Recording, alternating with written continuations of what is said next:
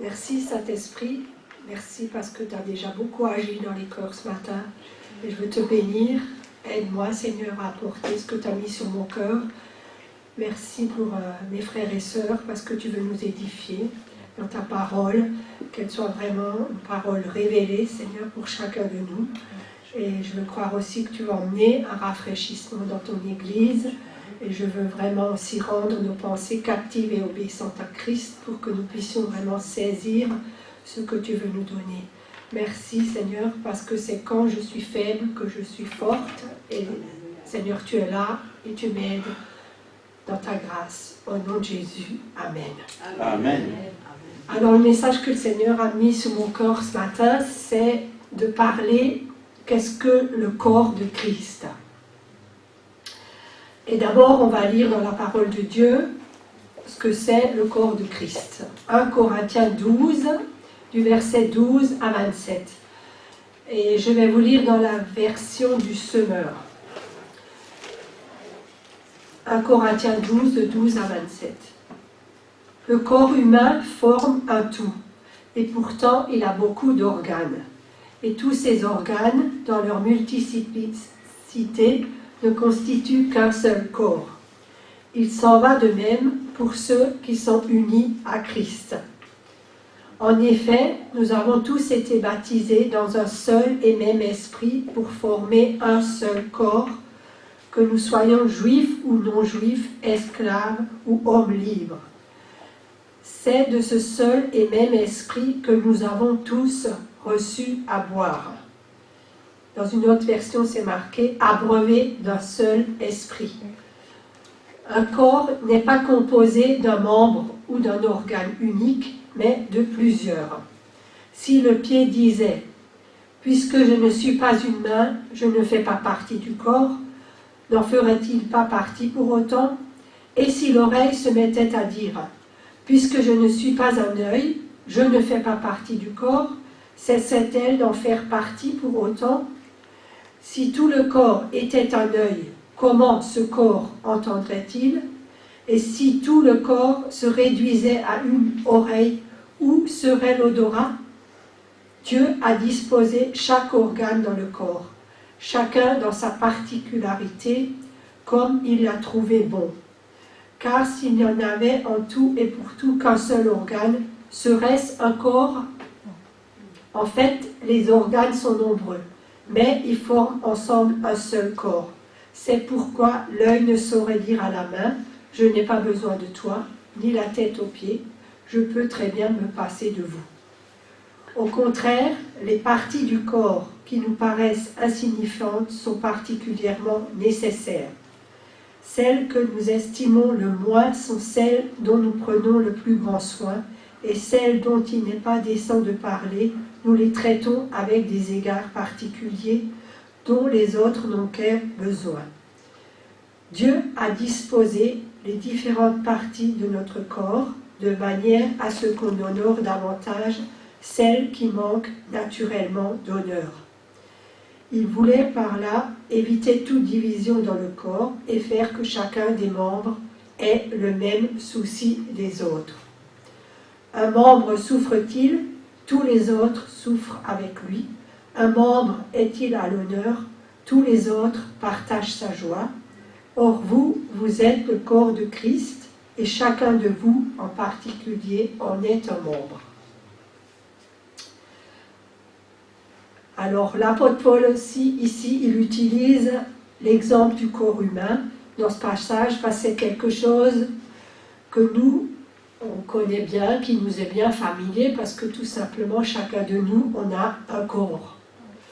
De plus, on n'a pas besoin d'un médecin ou d'un scientifique pour dire pour savoir que notre corps est très très complexe et que l'ensemble marche au mieux quand tous les éléments sont en forme. Et c'est vrai, c'est vraiment une merveille que le Seigneur, quand il nous a créés, c'est vraiment une merveille qu'il a fait de notre corps. L'apôtre Paul va parler de l'attitude qu'il faut avoir par rapport au don de l'esprit. Donc, c'est ici qu'il va parler du corps de Christ. C'est le verset 13. 1 Corinthiens 12, le verset 13. Nous avons toujours, en effet, été baptisés dans un seul esprit pour former un seul corps. Donc, ici, ce que j'ai remarqué, je vais vous le dire ici tout de suite, en fait, il y a deux baptêmes. Le premier baptême, c'est dans l'esprit que nous avons tous été baptisés, et c'est ce premier baptême qui conduit au baptême d'eau. Parce que quand on a compris que le Saint-Esprit habite en nous, et que le Saint-Esprit aussi désire notre obéissance, ben forcément on se fait baptiser. Et c'est vrai qu'on se réjouit aujourd'hui spécialement parce qu'il y a deux baptêmes. Enfin moi, en tout cas, ça me réjouit beaucoup. Et je crois aussi que dans le ciel, il y a beaucoup de joie. Amen. Et aussi, nous sommes le corps de Christ parce que c'est la manifestation visible de Jésus-Christ ici sur la terre.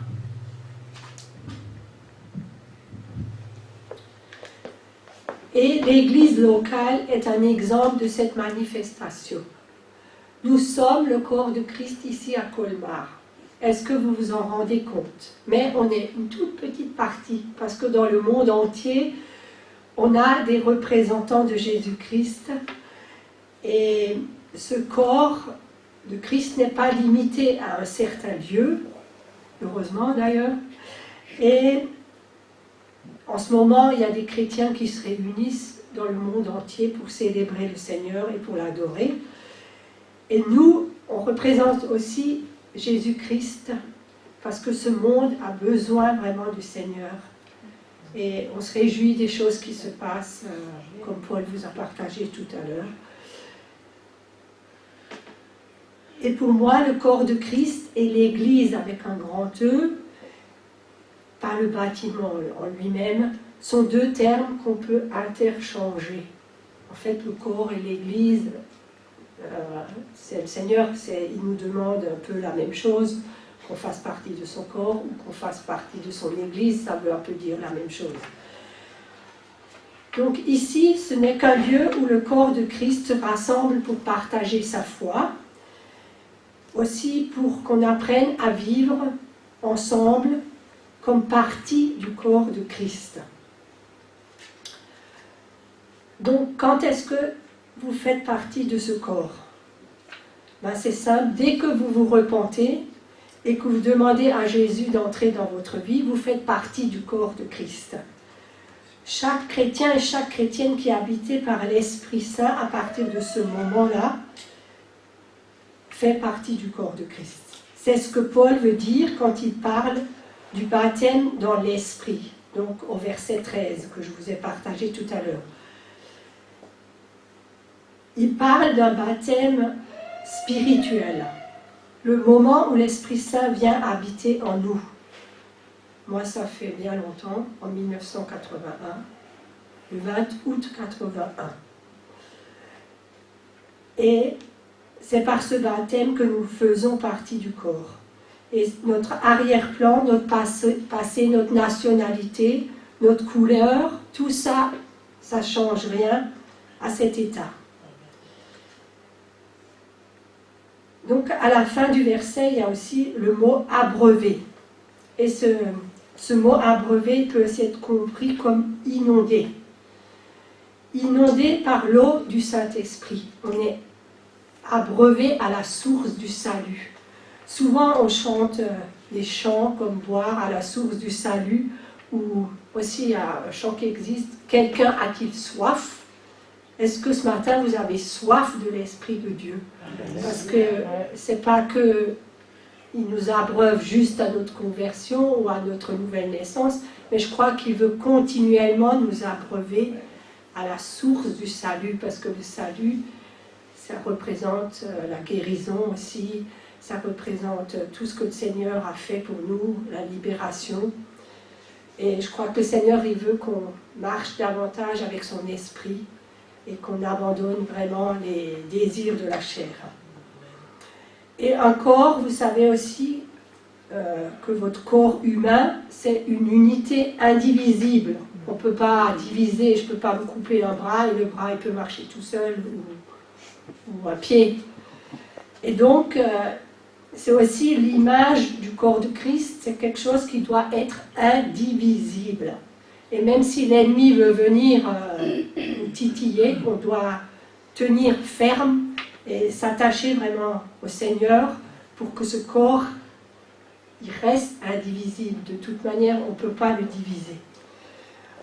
Donc, en utilisant l'image d'un corps pour décrire l'Église et en disant que Christ est la tête de ce corps, Paul veut nous dire que le lien qui unit de véritables chrétiens à Christ est entre eux si fort qu'ils ne peuvent pas se passer les uns des autres.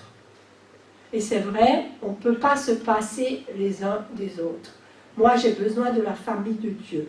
Et quand je ne suis pas pendant, je ne sais pas, une quinzaine de jours, pour raison X ou Y, avec le corps de Christ, ben, je me sens faiblir dans ma foi parce que j'ai besoin qu'on s'encourage les uns et les autres.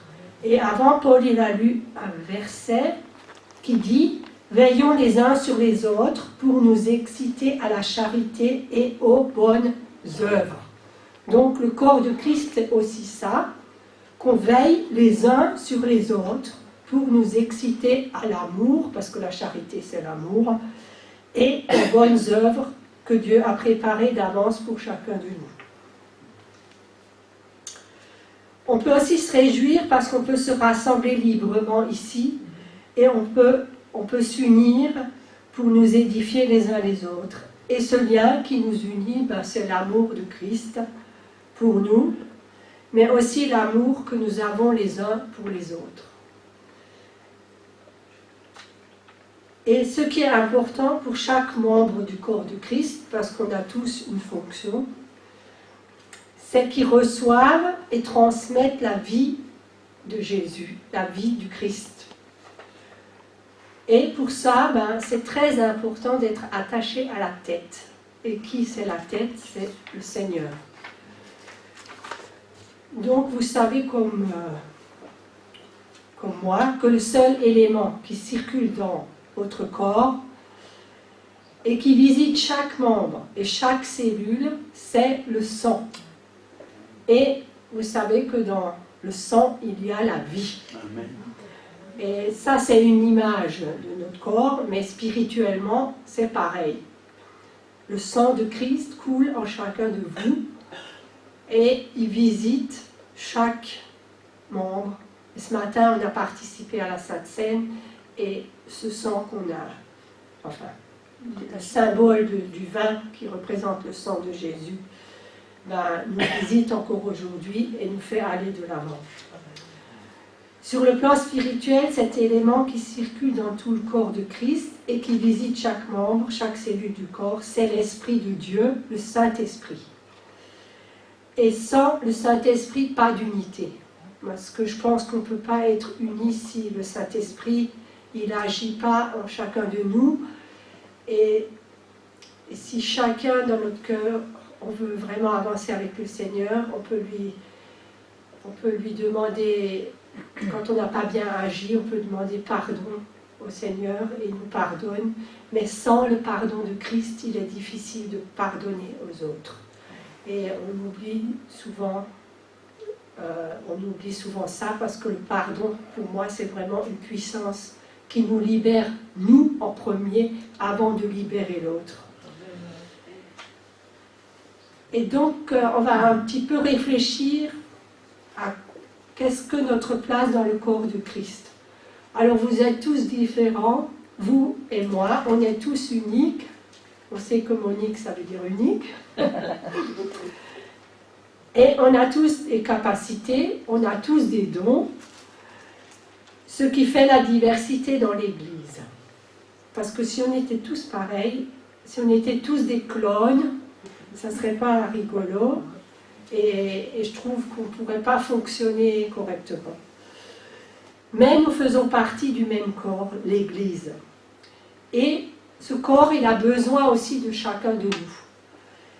Si vous n'assistez pas à des réunions, ou si vous n'assistez pas à des manifestations, eh ben, il y a un manque, vous manquez.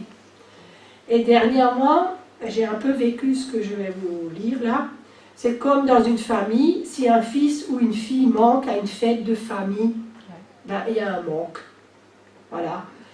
Tu fais partie de la famille de Dieu et il y a entre toi et moi et entre nous des liens qui sont irremplaçables et qui ne ressemblent à aucun d'autre. Et c'est vraiment le Seigneur qui vous a placé ici, c'est pas moi qui vous ai choisi, mais c'est le Seigneur qui nous a placés dans ce lieu.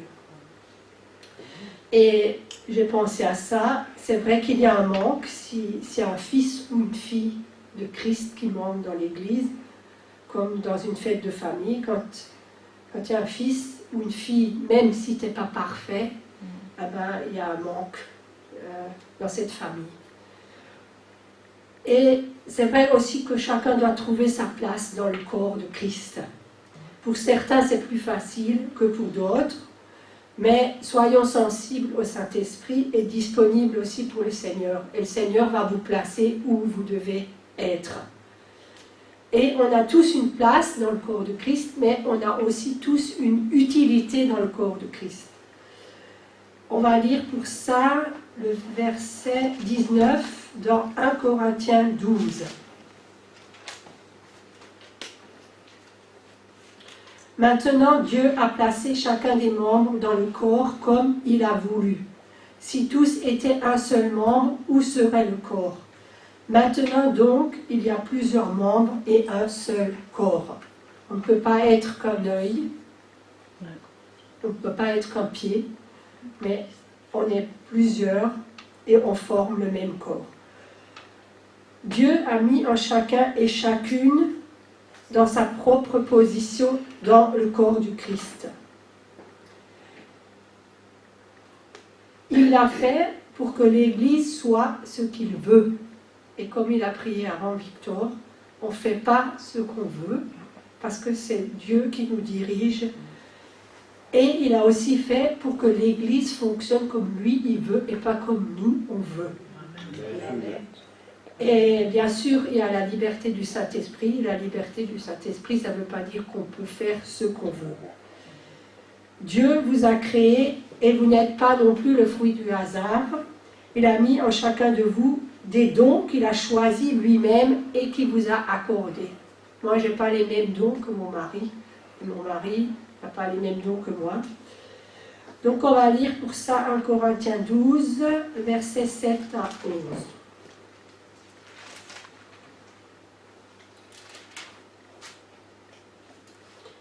Or, à chacun, la manifestation de l'Esprit est donnée pour l'utilité commune. En effet, à l'un est donné par l'Esprit une parole de sagesse, à un autre une parole de connaissance, selon le même Esprit. À un autre la foi, par le même Esprit. À un autre le don des guérisons, par le même Esprit. À un autre le don d'opérer des miracles. À un autre la prophétie. À un autre le discernement des esprits. À un autre la diversité des langues. À un autre l'interprétation des langues. Un seul et même esprit opère toutes ces choses, les distribuant à chacun en particulier comme il le veut. Donc on voit ici que le Seigneur il a conçu un plan pour que son fonctionnement soit ordonné dans son corps terrestre. Parce que pour le moment, on est encore sur terre. Donc ça, c'est des instructions que le Seigneur nous donne pour vivre sur cette terre. Et donc chaque membre qui compose son corps reçoit du Saint-Esprit un ou plusieurs dons qu'il doit exercer pour l'utilité commune. Ce n'est pas pour lui tout seul que le Seigneur donne ses dons, mais c'est pour que l'Église ou le corps de Christ soit édifié ensemble. Et c'est vrai que vraiment si par exemple vous recevez une prophétie qui est vient vraiment du Saint-Esprit, que ça vous parle et que ça transforme votre vie et que le Seigneur mette vraiment ses dons sur chacun de vous et que notre Église, notre assemblée puisse être aussi fortifiée et qu'on puisse être resserré par ces dons, parce que c'est vraiment, je pense, quelque chose d'utile pour qu'on puisse aller de l'avant.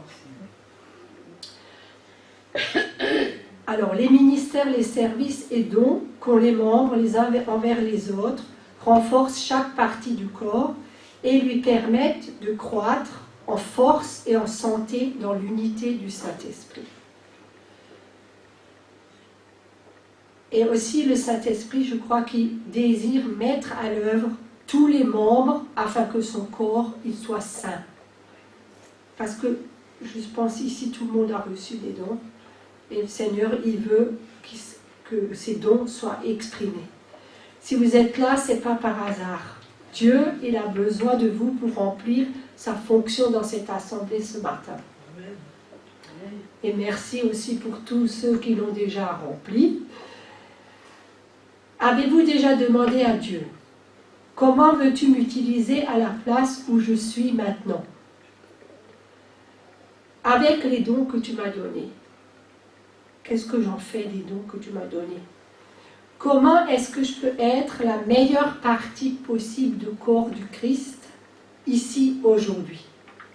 Et chaque jour, on peut lui dire ça. Ou est-ce que, Seigneur, où me veux-tu pour que ta gloire soit manifestée? Ce qui ne veut pas dire que je peux faire n'importe quoi. Les membres du corps sont liés et ils fonctionnent ensemble, ils n'agissent pas tout seuls. Les membres de votre corps réagissent aussi en fonction de ce que leur dicte la tête. Puissions-nous tous agir ensemble en fonction de ce que la tête, Jésus, nous dicte. Le Saint-Esprit nous dicte, puisque c'est lui la tête de son corps. Et aujourd'hui, dans l'Église, il y a une structure qui est voulue par Dieu. Il y a un modèle biblique des structures d'autorité établies dans l'Église, dans la famille, dans la nation. Éphésiens 4, verset 11, et il a été donné les uns comme apôtres, les autres comme prophètes, les autres comme évangélistes, les autres comme pasteurs et docteurs. Il y a diversité d'œuvres, diversité de fonctions, diversité de responsables. Tout le monde n'a pas le même don, mais pour l'harmonie, il faut des responsables différents et complémentaires. On peut se compléter les uns les autres. Ce qu'un ne sait pas ou ne fait pas, ben l'autre il le sait et peut le faire. Cela ne veut pas dire non plus que si vous croyez avoir trouvé votre place, que vous devez chercher à tout changer tout de suite. On a déjà vu des personnes comme ça ici, personnellement, des personnes qui veulent tout bousculer. Mais, ou que vous devez faire la même chose pour toujours. Vous n'êtes pas toujours appelé à faire l'école du dimanche, par exemple, comme moi j'ai fait, ou n'importe, je veux dire, ou le ménage aussi, pour certains ici. Vous n'êtes pas toujours appelé à faire non plus le ménage. Donc, votre place dans l'Église, elle n'est pas statique. Elle peut évoluer et elle peut changer. Alors, ne nous élevons pas nous-mêmes, mais laissons Dieu nous élever. Prions aussi pour que les autorités en place, que Dieu leur donne la sagesse, parce qu'on en a besoin, et l'intelligence pour diriger le corps comme le Seigneur le désire. Donc, ça ne veut pas dire non plus que vous allez avoir forcément un ministère qui s'exerce le dimanche matin dans ce bâtiment, ou que vous allez travailler pour l'Église. Parce que si vous faites partie du corps du Christ, ben la vie chrétienne, c'est beaucoup, beaucoup plus large que ça. Elle n'est pas là que pour le dimanche matin. Il y a beaucoup plus de possibilités qu'on pense. Nous sommes appelés à être des témoins et à servir le corps de Christ partout où nous sommes. Il y a une place pour chacun d'entre vous. Il y a assez de travail, je pense. Alors, on ne va pas faire les choses non plus pour le Seigneur, mais je crois qu'on doit faire les choses avec le Seigneur, avec le Saint-Esprit, et lui demander vraiment même dans les petits détails, on peut lui demander, est-ce que Seigneur, tu veux que j'aille à cet endroit? Comme Paul il a parlé avant d'une conférence du Nouvel Âge. Si Seigneur ne vous a pas demandé d'aller faire un stand à une conférence du Nouvel Âge, ben, il ne faut pas le faire. Mais si vous le demande, eh ben, ça ne semble pas logique, c'est vrai, aux yeux du monde, enfin de l'Église. Et pourtant, ça portait du fruit. On a aussi entendu un témoignage comme ça que Stéphane Driss, il nous avait donné à Vannes. Lui, il est allé dans un truc ésotérique, il me semble, hein. C'était une foire ésotérique. Et il a aussi eu tellement de succès pour le Seigneur. Et il y a eu des conversions, des guérisons, des délivrances. Et c'est vrai, si on réfléchit, ben, si Dieu vous le demande, faites-le. Voilà. Et si le corps n'était qu'un seul membre, il n'y aurait pas d'église. Si tous on était appelés à porter la parole, eh ben, il n'y aurait personne pour écouter. Et voilà. Ça me fait rigoler parce que je pense, si vous voulez prêcher, vous pouvez aussi prêcher dans la rue. C'est parce qu'il y a des gens des fois qui veulent être un porteur devant, mais c'est pas parce que quand vous êtes devant que vous êtes plus important. Vous n'êtes pas plus important, vous avez le Seigneur, il vous donne cette fonction, c'est tout. Paul continue dans 1 Corinthiens 12, verset 21, il dit « L'œil ne peut pas dire à la main, je n'ai pas besoin de toi, ni la tête dire aux pieds, je n'ai pas besoin de vous. » Donc maintenant, on va un petit peu parler comment nous voyons les autres dans l'Église. Et Paul, là, il parle aussi de ça. Il y a certaines personnes qui pensent qu'elles sont plus importantes que les autres car elles ont telle ou telle fonction. Mais chacun a un rôle à jouer. Chacun a sa propre fonction, mais il n'y a aucun rôle qui met une personne plus haute qu'une autre aux yeux de Dieu. On est tous les chnouki-boutsi du Seigneur. Les chouchous du Seigneur. Non, c'est du camp de Vannes. C'est Stéphane Driss qui disait toujours ça. Bon, pour des Alsaciens, c'est un peu plus facile à comprendre. Parce qu'il est allemand. Cela est quelque chose de difficile à comprendre dans notre société actuelle. C'est vrai, dans notre société actuelle, il y a des gens, ils veulent toujours être plus importants les uns que les autres, avoir une meilleure place, une meilleure profession. Ben, ils ne regardent pas avec les yeux de Dieu.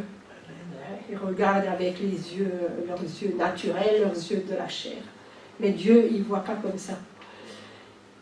Et c'est vrai que nous avons tous une grande valeur aux yeux de Dieu, qu'importe notre fonction. C'est aussi quelque chose que nous avons parfois du mal à accepter dans l'Église. Il faut des personnes pour enseigner, il faut des personnes pour faire la garderie, pour faire l'école du dimanche, il faut des personnes pour faire la louange, il faut des personnes pour faire le ménage, il faut des personnes pour garder les enfants, et puis j'en passe. Et en passant, je veux aussi vous remercier, tous ceux qui sont engagés ici dans cette église, pour tout ce que vous faites. Parce que le Seigneur, il nous demande aussi de la reconnaissance les uns envers les autres. Et nous sommes aussi tous également aimés, voulus et acceptés par Dieu. Et on est tous nécessaires dans l'Église, quelle que soit notre position ou notre ancienneté dans la vie chrétienne, notre arrière-plan social. Il y a de la place pour tout le monde, même pour les nouveau-nés en Christ. Philippiens 2, versets 3 et 4. Alors ça, c'est plusieurs versets qui nous exhortent un petit peu, que j'ai rajouté. Ne faites rien par esprit de parti ou par vaine gloire, mais que l'humilité vous fasse regarder les autres comme étant au-dessus de vous-même. Que chacun de vous, au lieu de considérer ses propres intérêts, considère aussi ceux des autres. Galates 5, le verset 26 nous dit « Ne cherchons pas une vaine gloire en nous provoquant les uns les autres, en nous portant envie les uns aux autres. » Colossiens 3, le verset 12. Ainsi donc, comme des élus de Dieu, saints et bien-aimés, revêtez-vous d'entrailles de miséricorde, de bonté, d'humilité, de douceur, de patience. Tout un programme, ça. Enfin, soyez tous animés des mêmes pensées et des mêmes sentiments, pleins d'amour fraternel, de compassion, d'humilité. Ça, c'est 1 Pierre 3, verset 8. Donc, en fait, Paul, il nous dit ici qu'on doit avoir plus de considération pour ceux qui paraissent les plus bas. Paul pensait à ceux dans l'église de Corinthe qui n'avaient pas de pouvoir, ceux qui n'avaient pas de prestige social et ceux qui n'avaient pas les dons spectaculaires, ceux qui avaient des dons qu'ils exerçaient plutôt dans l'ombre, invisible. Parce qu'il y a des gens qui font des choses. Si vous priez, par exemple, dans le secret de votre chambre, pour que des âmes se convertissent, ben c'est quelque chose que vous faites dans l'ombre et que vous n'allez pas vous pavaner devant tout le monde et le raconter, mais le Seigneur, il le voit. Et c'est ces gens-là que le Seigneur il nous demande d'élever. Ces gens-là sont plus importants que ceux qui sont vus par tout le monde. Dieu regarde à notre attitude de cœur, quoi que nous fassions. Et faisons toutes choses pour sa gloire, comme nous avons lu tout à l'heure. Même si vous avez un travail ingrat, qui vous paraît des fois difficile, ben faisons-le pour sa gloire. Et aussi avec sa force, parce que c'est lui qui renouvelle nos forces. Donc ceux que nous devons honorer dans l'Église sont ceux qui sont invisibles. Enfin invisibles, pas à l'œil. Hein. C'est ceux qui ne se mettent pas en avant. Voilà. Ils sont peu remarqués, mais ils font un travail et un ministère incroyable pour Dieu. Si nous pensons à ce qui se passe ici le dimanche matin, nous devons honorer ceux qui préparent la salle de culte. Eh oui, je pense toujours à Yonggi-sho avec sa grande église, avec, je ne sais pas, 5 cultes par jour. Je lui demande comment ils font. Par exemple, entre 2 cultes, ils doivent bien faire le ménage et tout nettoyer au moins en gros et ranger pour que le culte suivant puisse prendre place. Ceux qui préparent la louange, merci pour ce matin. Ceux tant d'autres qui font des tâches nécessaires pour que toutes les réunions se déroulent bien. Mais la vie du corps, ça ne se manifeste pas qu'à l'intérieur de l'église, ça se manifeste aussi à l'extérieur. Donc pendant la semaine, il y a ceux qui sont fidèles au travail et qui témoignent, voilà, jour après jour de leur foi. Comme Patricia. Et Patricia, je voulais te dire, le Seigneur, il peut... Tu crois qu'ils sont contre toi, mais en fait, tu sais que le Saint-Esprit, il travaille fortement leur cœur et que tu vas peut-être certainement avoir du résultat et qu'il y en a qui vont certainement, c'est parce que c'est pas toujours ceux qui sont le plus révoltés contre Dieu qui ne sont pas touchés. Parce que je me suis rendu même compte par moi-même, dans mon propre témoignage, qu'il y avait une sorte de combat dans mon cœur et des fois je me révoltais et c'est pas, et le Seigneur il incline le corps des rois et il peut toucher n'importe qui.